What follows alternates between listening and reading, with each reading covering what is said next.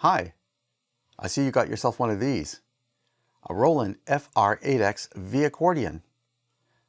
You probably discovered that they're fairly complex, maybe a little bit more complicated than you thought, and now you're looking for a little bit of help. Well, look no further, my friends, because today I'm here to help you.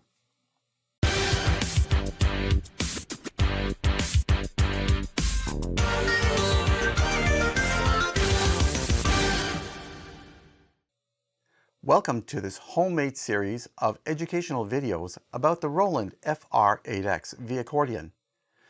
I call this series Mild to Wild, simply because I start from the most basic concepts, things like how to plug it in, how to charge it, how to use it in its most basic forms, and moving up to the more advanced features and showing you how they work and how to get the most out of your new V-accordion. Now, there's a lot of information that I will be presenting, and this is something that doesn't fit on one video. So I'll be doing this over a series of videos with a gradual progression going from the easiest to the little more difficult. Obviously, I cannot cover everything that this accordion does. I'd be here in front of this camera for the next 2 years trying to show everything, and that's just not going to happen. However, I do believe that once a person gets to a certain level of competence and familiarity with this instrument, they will be able to walk their own path and find the features that are most important for them. That said, before we get into the specifics on the Roland FR-8X, let's have a little bit of history.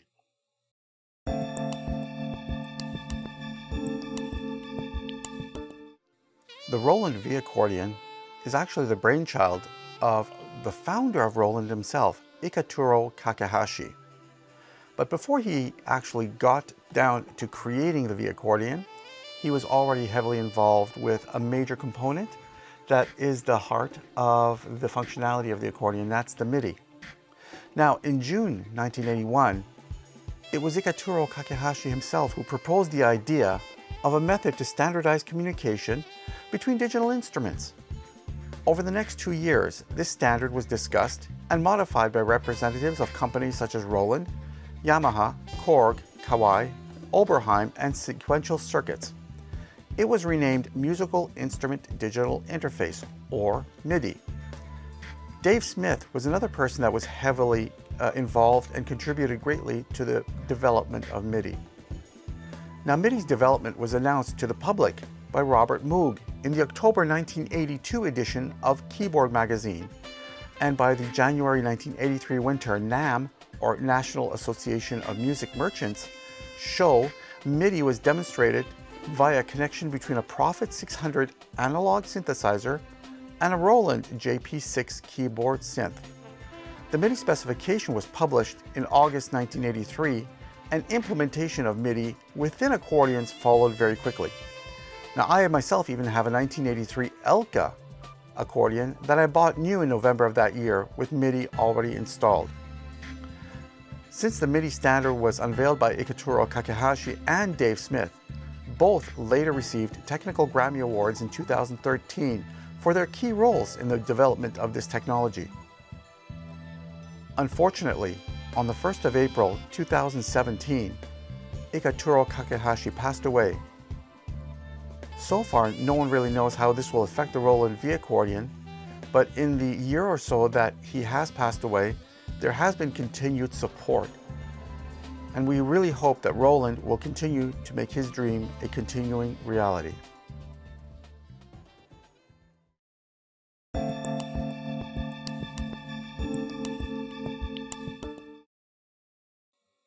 They say that beauty is in the eye of the beholder, and I do find the Roland a beautiful instrument. The ergonomics are well laid out, and with a little practice, fairly easy to use. The basic concept of the V-accordion is divided into 3 sections, starting with the treble section, the bellows, and the bass section. The main panel on the treble side contains most of the buttons needed to access almost all of the functionality that the accordion can offer us. Let's take a quick run through and look at these buttons.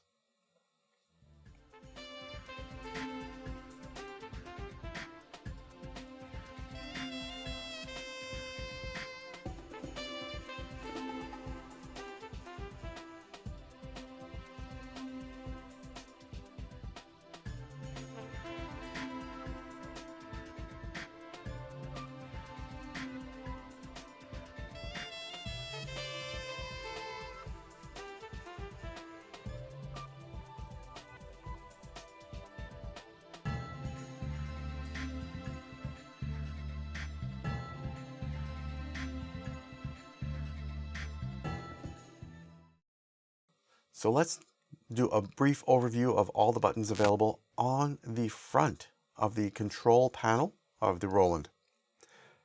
Starting with number 1, this is the power button, and this is the button that turns on or turns off the accordion. Now, just to let you know, using the factory settings, if you don't play with your accordion or you don't use any of its functionalities, it will turn off by itself after 10 minutes. This is a battery saving feature. Very smart. You can disable it if you want to. However, I don't suggest doing that. Button number 2 is the charge button. Once the accordion is plugged in properly, this is the button that we press and hold until it lights red to start the charging process. And we'll talk about the charging process a little bit more in a future segment. Button number 3 is a volume knob. Now this is the knob that allows you to set the V-accordion's overall volume. Number 4 is the balance knob, and this knob allows you to set the balance between the right hand and the left hand sections. Button number 5, the data enter knob. Now this is a multifunction knob in that I can rotate it and I can press it. This knob allows us to scroll through and select menu pages and to modify all the parameter values that we need to access. Number 6 are the up and down buttons. Now, if I'm on the main page of a menu, the up and down allow us to select important functions, like transpose. When the menu is displayed, up and down are used to scroll through the menu pages. So it's a secondary way of accessing options as opposed to the data enter knob by twisting it. Number 7 is the exit/jump button. The exit jump button allows us to return to the main page after selecting a menu function briefly by pressing the exit jump button. This takes us back to a higher level. By pressing it again, I can return to the main page, or I keep pressing it until I reach the top level. Now, by holding down the exit jump button while the main page is displayed, I can activate the jump function, which, if I happen to know the number of the menu section I want to go to, is a faster way of me being able to access the menu subsection that I need. Number 8 is the menu right button. Now this button allows us to select the FR-8's menu environment, and from here we can select and view all the functions available. By holding down the menu right, I can activate the right function, and this allows us to save our user programs, set, and settings. Set buttons. These two buttons allow us to choose amongst the 100 available sets, and each user set contains suitable settings for all sections. That would mean accordion, orchestral, tone wheel organ, drums, etc. Also, by pressing these two buttons together, the accordion falls into its demonstration or demo mode. Section 10. Left-hand section. These buttons allow us to switch off or on the parts that are controlled by the left hand, specifically orchestral bass, orchestral chord, and free bass. I can activate the free bass or turn it off via the free bass button, and I can activate the bass and chord section of the accordion via this button. Number 11, right-hand section. These buttons allow us to turn on or off the parts that are controlled on the right hand, specifically Orchestra 1, Orchestra 2, organ, and accordion. We can also use 2 or more of these buttons pressed down at the same time. This concept is called layering, and we will touch on this in a future section. Number 12, the right-hand registers. Now these are the 14 right-hand registers that allow us to select the sounds that we desire. These are traditionally the buttons that we have on most accordions, and we can change our tones by simply pressing them. Now here's a little something. In the accordion or standard accordion world, I press the button once and it gives me a particular sound. Pressing it twice does not do anything. On a Roland accordion, in the accordion section, I will have 14 possibilities. However, if I'm using the Orchestra 1, Orchestra 2, or organ modes, I do not have 14 registrations, I have 28 registrations. So by hitting buttons 1 to 14 gives us the first 14, or if I hit any button a second time, this will give me the second sounding register. So each button, numbers 1 to 14, has an A and a B setting. Here's another note. By pressing and holding any register, I can switch the right hand section off. Now, the notes will no longer sound, but the MIDI signals will be still continue to be sent through the MIDI output. So if we happen to have an external expander, we will be able to hear only the sounds on the expander unit, temporarily disabling the sounds that the Roland is making on the right hand. By simply pressing any of the registers, brings us back on and will activate the sound that's associated with the register that you pressed. Number 13, our modes section. Now these are 3 buttons that are reserved to setting specifically the ability to turn on or turn off the drums. The bass to treble means the ability to transfer all bass sounds that are normally done on the left hand over to the right hand. And the user program button means to activate the user program settings. Now, the user program settings are something we will look at in a future episode. However, this is where we can add an additional up to 1,400 different registrations. Surprisingly, something that's not listed is the song list. By pressing song list, any songs that I have as backing tracks or of songs that I've recorded onto the USB key, item 19, I will be able to see them and select them via pressing the song list button. Item number 14, the player section. The player section is a very cool little addition, and there's several things that we can do within this section. The loop button allows us to use the player section for the loop function. The back section button, or back to double arrow left, allows us to return to the beginning of the current song. The play pause button, that's the triangle and double bar, allows us to start or temporarily pause the song playback. The record button is used to start an audio recording of your performance. Buttons 15, 16, and 17. Now these are rotary knobs that we're going to use to set the level of the chorus, reverb, and delay effects. Number 18 is the effect knob, and I use this knob to control the level of the multifunction effects. Now we will be talking about this a little bit later on. However, I will state that there are actually 4 multi-level effects engines in the Roland accordion. One is reserved for the actual right-hand accordion section. 2 are reserved for the Orchestra 1, Orchestra 2, and organ sections. So that gives us a total of 3 at this point. And the 4th one is reserved for the left hand. And I will control the amount or the amount of the effect that I have activated via knob number 18.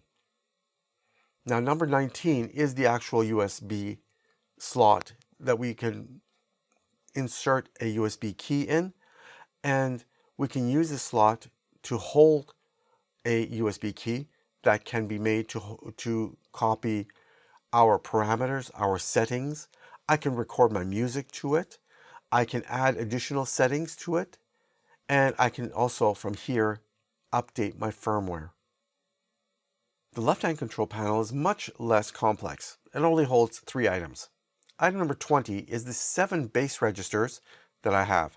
So now I can use any of these 7 bass registers to allow us to select the desired sound. Number 21 is the 120 buttons that are used to play the bass notes and chords. Now, just as a little aside, I can have a traditional bass and chord setup. I can also have a free bass setup in one of many different versions. And if I take a look at the topmost row of the buttons with the accordion in standard playing position, I can take that top row of buttons, That's the counterbass, the bass, the major, minor, seventh, and diminished buttons at the top closest to the writing FR-8X, and set them up to be computer programmable. So these can be programmed buttons that I can assign specific functionality to. This is something that we will be looking at in a later episode. While holding the accordion in the traditional playing position, there are three items which I wish to discuss that are at the top. The first is number 23, and this is the LCD graphic color display that shows a lot of information related to the operations of my accordion. We will be looking at this in a little bit more detail in a future episode, but I just wanted to mention that, hey, this is where it is. Number 24 is the master bar. This is the traditional palm switch that most accordions have. Now, when an accordion sound is selected and I press this switch, it'll go into like its master version if I'm playing accordion versions. I can also change the setting and choose it to open some other register.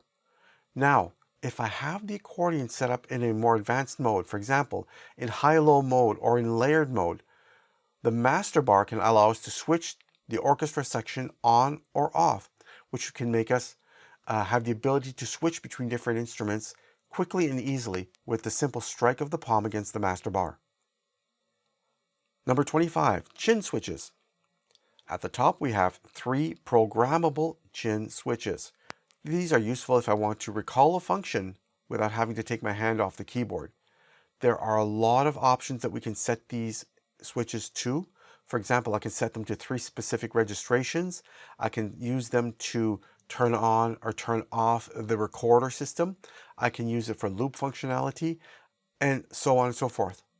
We will be taking a look at these chin switches and their level of programmability in a later episode. Moving to the bottom of the accordion, we have the connection panel. And here we can see all our inputs and outputs that are available to us on the V-accordion. Number 26 is the first one I would like to speak about. This is where we're going to connect our DC socket in. This is what we're going to connect our plug to if I want to charge the accordion, or if my battery is depleted and I wish to continue playing using AC power. Number 27 is our MIDI in and MIDI out ports. Some Roland or V accordions have only one, which is an in and out, and I have to be limited to either one functionality. However, the FR-8X has 2 MIDI ports, each one dedicated to either the in or the out. Number 28 is the USB connector. This is the port that we're going to use when I want to connect my V accordion to my computer and use functionalities like the editor. So from here I can use a high-level editor that will be able to customize my accordion even further in a more effective manner, and I connect my computer to the V accordion via the USB computer connection port. Item 29 are our outputs. Now there are 2 of them here. If I connect one plug to either the left or the right, I get a full mono signal from both left and right hands. If I connect 2 plugs in here, I get a stereo output of the left hand treble, right hand mono side. Number 30. If I want to play and not disturb anyone, I can plug in a set of headphones into this socket, and this will disable the internal speakers, and I can then only listen to what I'm playing through headphones, which is wonderful for those late night practice sessions. Now, if I want to have output through the left mono and right mono, or the left and right stereo outputs and the headphones, I can also program that in the menu settings.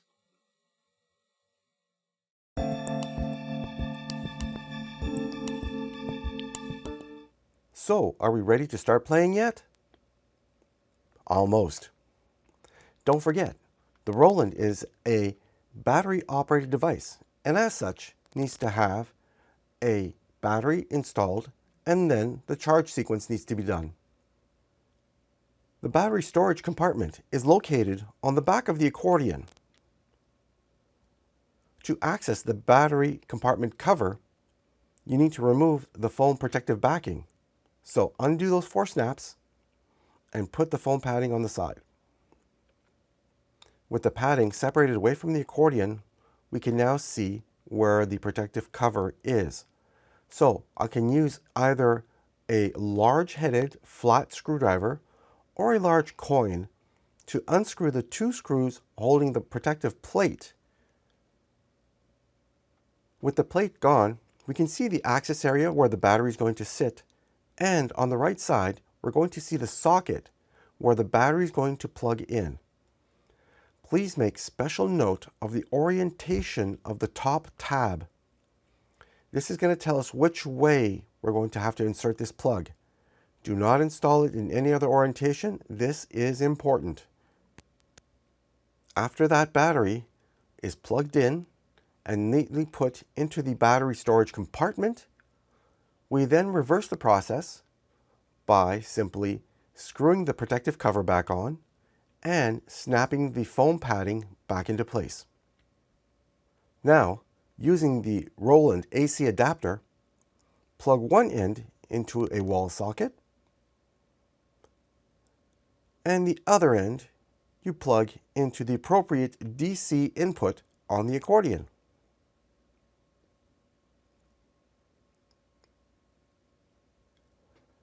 We're not charging yet. We have to actually start the charging process. To do that, we find the charge button, press and hold it for 1 second,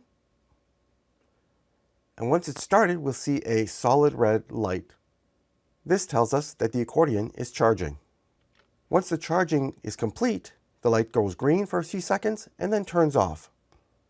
This tells us that the accordion is fully charged.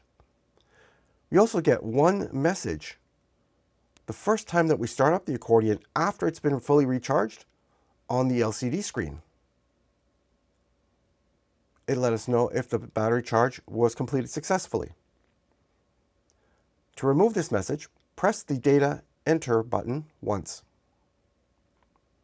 That brings us to the main screen that we are going to see every time that we turn on the accordion.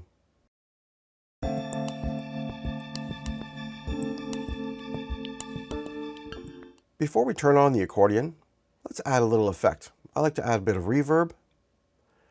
And also, make sure that you turn down the volume before turning it on. That way, if you're using any external equipment, you're not going to hear any pops or bangs, and you won't damage your speakers.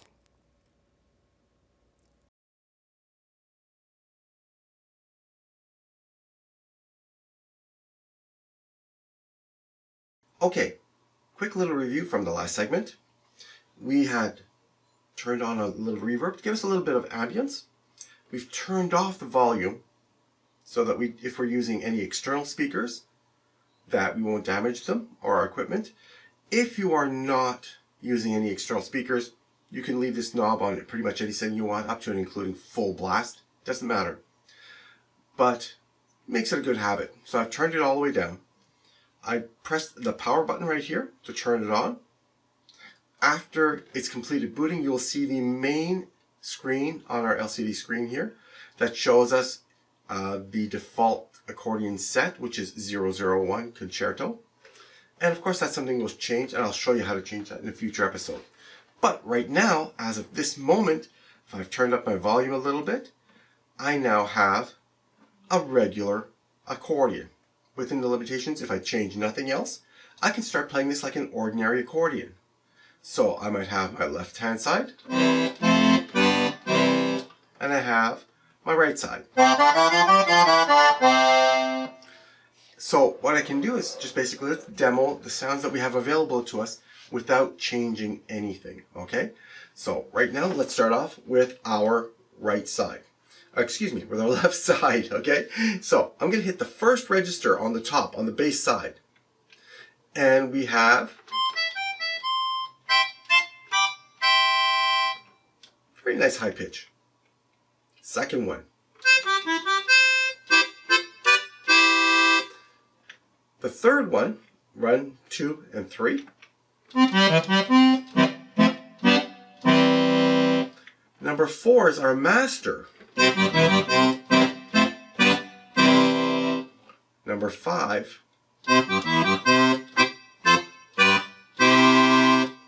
Number 6. And number 7.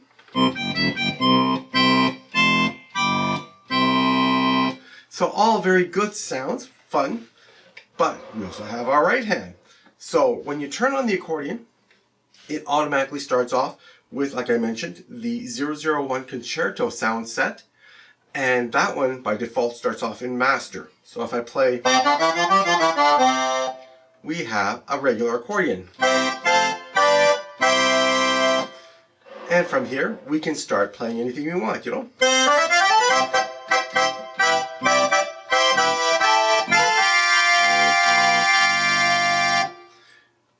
We might want to add, put that into master if you want to later on. And so we can start playing, you know.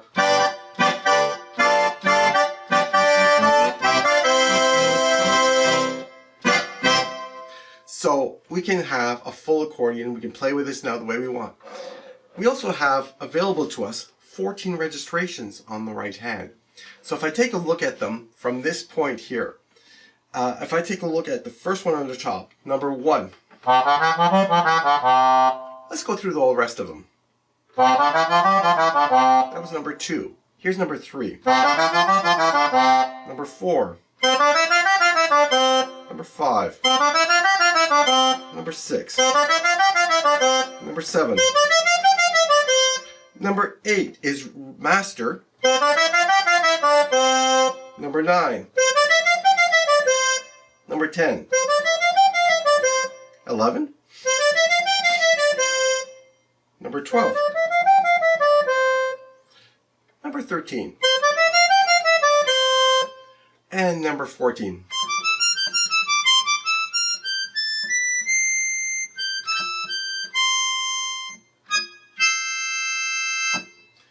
And that's all 14 registers that we have by default. Of course, I have the master palm switch. If I strike that, I have a full master sound. So now we have a fully functional accordion, a basic accordion. It has nothing more than any other acoustic accordion would have to offer you. But though an acoustic accordion, in terms of its capabilities, ends there, this is only where the Roland FR-8X begins. Because we have the ability to add several different sounds. We have the ability to change to several different kinds of accordions. And that's something that I'm going to show you in the next video. So until next time, everyone, I challenge you to play with your accordion, get to know the basics, and enjoy it. Until next time, ciao.